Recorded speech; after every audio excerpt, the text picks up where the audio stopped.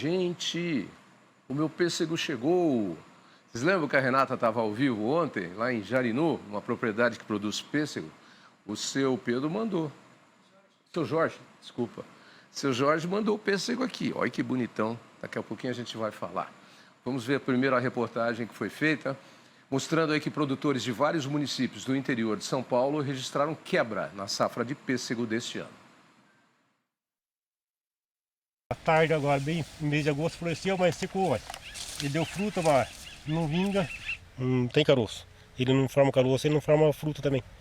Jorge lamenta a safra de pêssego deste ano. Está fraca. A principal causa foi o excesso de calor antes do desenvolvimento da florada. O clima não ajudou, não favoreceu esse ano. Ele não vegetou na época certa, ficou pouco gás de produção e fizemos a poda, não vingou fruta, deu pouca produção. A propriedade em Jarinu, no interior de São Paulo, perdeu 60% da produção. Os 800 pés de pêssego não vão dar mais que 2.000 caixas. Uma árvore como essa, considerada adulta, tem cerca de 8 anos, costuma dar em média 50 quilos de pêssego. Mas a gente vê aqui, os galhos estão praticamente vazios. Não tem nem 10 quilos da fruta. E o fruto tá bom, a qualidade dele tá boa, o sabor tá muito bom. Só não tem quantidade, né? Nesta produção de Ribeirão Grande, os frutos não cresceram como esperado. Um dos sintomas desse ano é o baixo enfolhamento. Vocês podem ver, a planta não enfolhou, então, consequentemente, as frutas não vão desenvolver. Isso eu acredito que é muito devido ao excesso de calor e à seca, os dois unidos. Em Jundiaí, os produtores também registraram prejuízos com o pêssego. Muitos pés estão vazios. Ele precisa de frio para começar a florescer, dar vigor para a planta depois, mas não teve. Algumas excursões do turismo rural foram canceladas, já que não há o que colher. São cerca de 300 visitantes por fim de semana. O produtor trabalha com o sistema Colha e Pague. Trabalhamos um ano em cima dos pés da planta aqui, com um custo alto, e não vai ter o retorno, né? A gente está com pouca fruta, vai colher alguma coisa, e aí o pessoal tem que pelo menos entender um pouquinho que a situação não está fácil. A gente não costuma fazer seguro do pêssego, aí o prejuízo é todo nosso. Vai ter que aguentar e rezar para o ano que vem ele produza novamente. Mais uma excelente reportagem da nossa Renata, que está aqui comigo no estúdio agora para comentar os bastidores dessa reportagem. Oi, Renata, eu gosto muito de você quando está aqui comigo. Obrigada, igualmente. E hoje ela veio com uma blusa na cor, ó aqui, do tom do pêssego aqui, ó. Mulher pêssego. Quer ver? Fecha aqui, ó. Fecha aqui, ó. Não tô brincando, ó. A blusa dela tá no tom, ó. Mulher pêssego é ótimo.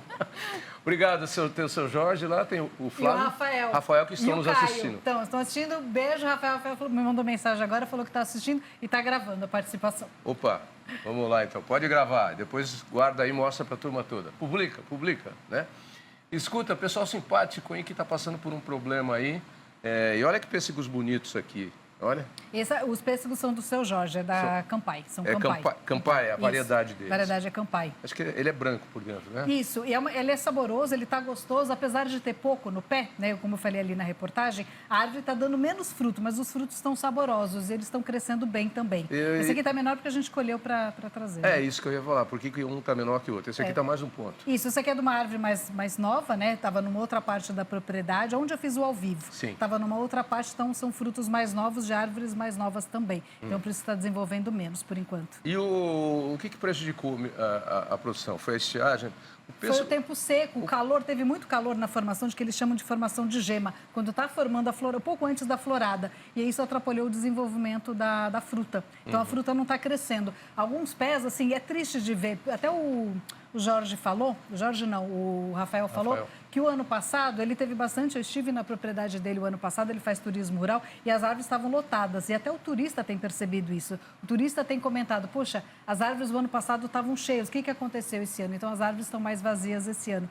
Então, é triste de ver. Então, assim, você tem frutos bonitos, o Paulo conseguiu fazer imagens belíssimas, tem frutos grandes, mas as árvores estão cheias, os galhos estão as árvores estão vazias, os galhos estão muito vazios. O preço acaba ficando mais alto para o consumidor, mas não é bom para o produtor, porque ele tem quantidade menor de produto para colocar e, às vezes, afugenta até alguns, na questão ali do turismo rural, né, que eles fazem, afugenta, né, algumas pessoas. Para o produtor Jorge vende na CEAGESP, ele está vendendo, se não me engano, R$50 a caixa, né? A caixa com 5 a 6 quilos, então ele está vendendo bem. O preço aumentou, o produtor está ganhando um pouquinho mais, só que ele não tem volume, né? O seu Jorge disse que vai dar 2.000 caixas esse ano, então é pouco. O ano passado ele deu 6.000, esse ano são 2.000. Perdeu aí 60% da produção. E já o Rafael, que faz turismo rural, ele teve que cancelar alguns ônibus. Por quê? Ele falou que algumas pessoas acabam não entendendo. É que você pensa, você mora numa cidade e aí você contrata, você paga por um turismo rural e você quer colher. Então ele chega lá, vai colher o pêssego, puxa, mas não tem tanto pêssego para colher. Então ele tem optado. É uma propriedade de são vários irmãos e vários primos, né? São pais e agora são os filhos que administram do Rafael. Então eles têm outras produções lá. Eles têm uva, eles têm goiaba e tem também o pêssego. Só que eles acabam se dividindo. Agora não tem uva. A uva é mais para dezembro, já a uva para o Natal. E a título de curiosidade, o Rio Grande do Sul era o tradicional produtor de pêssegos do Brasil. As empresas de pesquisas trabalharam em novas variedades e trouxeram aqui para o estado de São Paulo.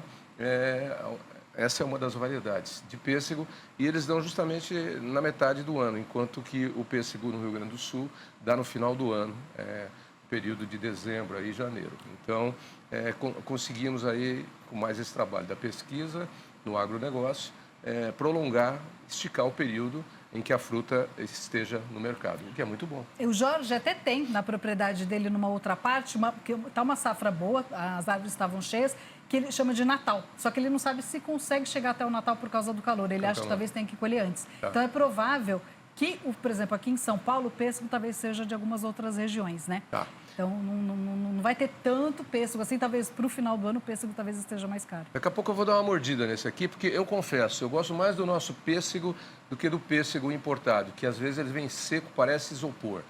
Entendeu? Esse tá uma delícia. Tá suculento? O Jorge deixou a gente comer à vontade lá, a gente comeu.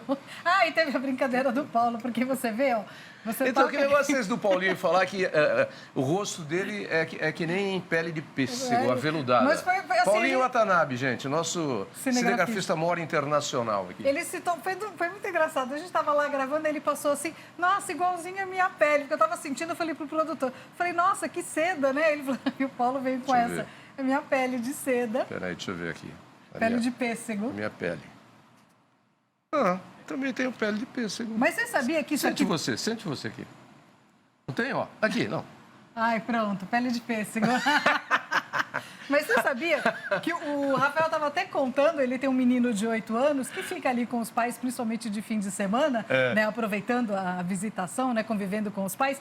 E o menino outro dia comeu bastante pêssego, de tão saboroso que estava, e ficou com a boquinha cheia de feridinhas, assim. Porque é dessa aqui, ó, dessa pelugem que quando você tira direto do pé e come sem lavar, você sente. Não tem problema nenhum. Seu Paulo Watanabe, então eu sinto informá-lo, mas se o senhor tem pele de pêssego no rosto, cuidado com o excesso de carinho ao encostar na sua namorada, porque você vai poder criar um tipo de irritação nela, porque esse aveludado do pêssego aqui tem uns pelinhos que, na verdade, você ficar esfregando assim, ó, viu? Aí, se você ficar com a sua namorada muito tempo assim, ó, namorando, vai ficar... Aí, já até irritou a minha aqui, já. Davi, mas deixa eu falar uma coisa, falando do seguro rural, porque a gente fala do prejuízo, né? Os produtores, eles vão arcar com esse prejuízo, a conta é toda deles, né? Então, às vezes, o pessoal urbano reclama do preço da banca, né, do mercado, mas para o produtor isso também não é fácil. Eles não têm seguro rural para isso, eles disseram que não fazem seguro rural para pêssego, então, assim, o prejuízo ficou todo para eles. Então, vai ter que esperar um ano. Claro que, às vezes, uma lavoura pode compensar. Ele falou porque o seguro rural para pêssego não cobre várias categorias, só cobre uma categoria. Estiagem, exatamente. Aí não compensa. Não cobre estiagem, eles acabam não fazendo pêssego. Então, por exemplo, disse o Rafael,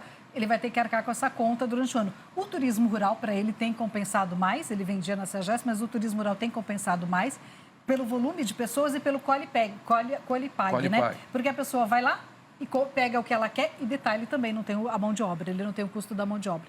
E o seu Jorge, ele também falou para mim que também não fez, ele não entrou na matéria, mas ele também comentou comigo que ele não fez seguro, também porque não tem o seguro, e ele também vai ficar com esse prejuízo, né? Ele tem uma produção menor, a produção dele é menor, mas é uma produção muito organizada, e ele também vai ficar com esse prejuízo. Então, a gente às vezes fala, né, tipo, tá caro, mas o produtor tem custo de produção, tem o seguro, tem a questão do clima que afetou, né, e acabou causando isso. Tem que olhar o que está acontecendo no mercado. Por exemplo, a carne agora está cara para o consumidor, subiu muito de preço, porque está faltando produto no mercado, né? E aí subiu muito o preço. Estava até comentando isso com o Silmar agora há pouco. Agora, uma coisa legal na sua reportagem foi que veio de um assunto que eu tinha tratado aqui com o pessoal do Fundecitrus, que é o seguinte, é o combate ao greening. O seu Jorge tem lá também. Então, Tinha. o seu Jorge disse que tinha lá Poncã e foi atacado pelo greening. Poncã e laranja. E o pessoal do Fundecitrus sugere a pequenos produtores que quando tem uma propriedade pequena com cultivos de laranja, limão, Poncã, enfim, qualquer cítrico que é atingido pelo greening, que você retire essa cultura e coloque uma outra cultura. E o seu Jorge fez exatamente isso. Ele falou na reportagem, na entrevista ao vivo, que tirou a Poncã e os outros cítricos ou citros que ele tinha lá e colocou pêssego, colocou também aquela graviola e colocou outros. E tem outros produtores, eu falei com o pessoal da Associação de Produtores lá de Jarinu, né, da propriedade do seu Jorge, houve pelo menos 70% de perda geral e tem produtor que está tirando o pêssego. Tem produtor, eu conversei com um deles, que ele teve 100% de perda e tem produtor que está mudando de cultura. Né? Tem produtor, por exemplo, que está migrando para a temoia porque acaba exportando. Então, assim, tem muita gente desistindo da cultura depois desse ano aqui difícil. E vale uma coisa que eu conversei muito com eles também, com relação às mudanças climáticas, né? A gente acha que as mudanças climáticas é uma chuva, uma tempestade aqui em São Paulo e tal. A mudança climática atinge todo mundo. E, por exemplo, atingiu o produtor ali na questão do clima, né, da seca, da estiagem, mas atinge a gente também, né? A gente está aqui na cidade, não é só a chuva, é o preço da comida, da alimentação também, né? Porque esses prejuízos, né, acabam acarretando em preço. A mudança climática influencia de modo geral. Outro dia a gente estava até conversando sobre isso numa reportagem que apresentamos aqui, a migração de peixes.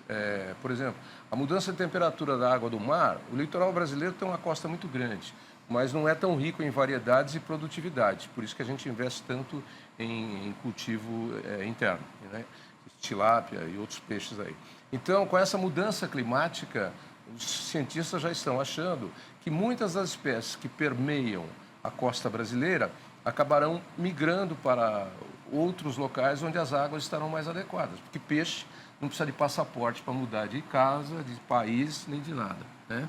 Nem pedir para desligar a conta de luz aqui, para ligar a conta de luz lá no outro lugar. O peixe vai aonde ele tem a alimentação habitat. Os tubarões que aparecem na beira de praia, por exemplo, de praias onde turistas e banhistas frequentam, é porque o local deles, onde eles se alimentavam, foi mexido, foi feita alguma coisa e acabou a alimentação natural. Assim caminha a humanidade, a natureza. E a gente falou também de irrigação, os produtores têm irrigação. Sim. Mas o senhor Jorge estava me explicando, o Rafael estava explicando, por exemplo, ele tem irrigação, a gente viu ali. Mas ele falou, Renata, pensa você ficar o dia inteiro nesse calor de 37, 38 graus e a gente tem irrigação ali em determinado momento do dia. Mas é a árvore o tempo todo ali, o fruto o tempo todo naquele calor escaldante ali, principalmente em Jundiaí, né, 37, 38 graus. Sim.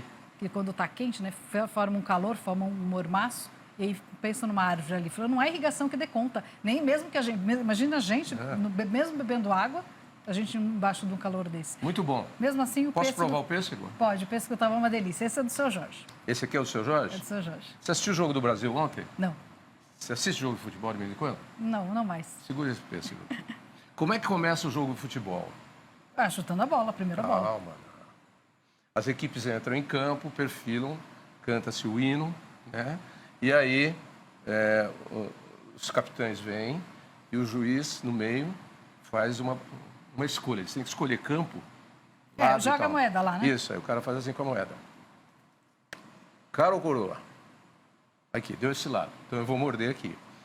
Então aquele juiz uruguaio que apitou o jogo do Brasil ontem, que fez uma lambança do diabo lá. Mas o Brasil ganhou, não viu? Não, mas o juiz, para decidir sobre um pênalti com VAR no primeiro tempo, demorou 6 minutos. Escuta. Aí na hora... 6 minutos. Na hora de dar a prorrogação do jogo, ele deu 3 minutos. Fora o que tinha acontecido durante o jogo, tinha que ter uns 10 minutos de prorrogação. Só 6 para resolver. Eu não sei por que demora para resolver tanto o resultado do VAR no Brasil.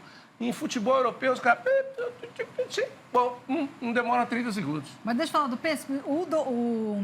Deixa eu morder o pêssego. O Rafael, ele tem douradão, que ele falou para mim que é mais resistente ao frio, ao calor. Só que mesmo assim teve pouca produção. O douradão, ele tem o interior amarelo. Isso. E a casca bem dourada, bem amarelo forte. Um amarelo Mas para você ver como o pêssego. calor foi forte, mesmo assim, uma espécie, né, que é uma variedade que é mais resistente ao calor, mesmo assim ainda deu menos fruto. E o douradão é o seguinte, o douradão nosso, ele é suculento, é diferente do que vem com miolo dourado, que vem do Chile ou de outros lugares aí, que é aquele pêssego seco que eu falei, que ele tem gosto de isopor. E tem um pequenininho que é o pingo de mel. Esse você põe ele inteirinho na boca. Mas esse aqui estava uma delícia. A gente comeu bastante, o seu Jorge deixou. Sabe essas variedades novas e que são resistentes a diversas variações climáticas e outras coisas? Quem desenvolve? Embrapa, Instituto Agronômico de Campinas, EPAMIG, são os nossos institutos de pesquisa que trabalham.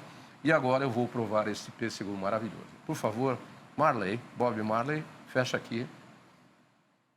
Alan.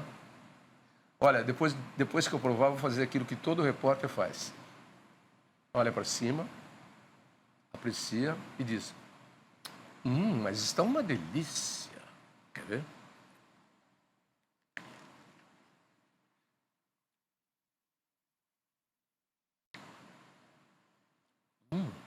Mas está uma delícia. Pior que tá gostoso mesmo. Bom, né? Meu agradecimento ao Caio, que me mandou os vídeos, meu agradecimento ao Jorge, que nos recebeu também, e meu agradecimento ao Rafael, que também nos recebeu muitíssimo bem. Vocês querem? Não vai sobrar nada. Uma delícia.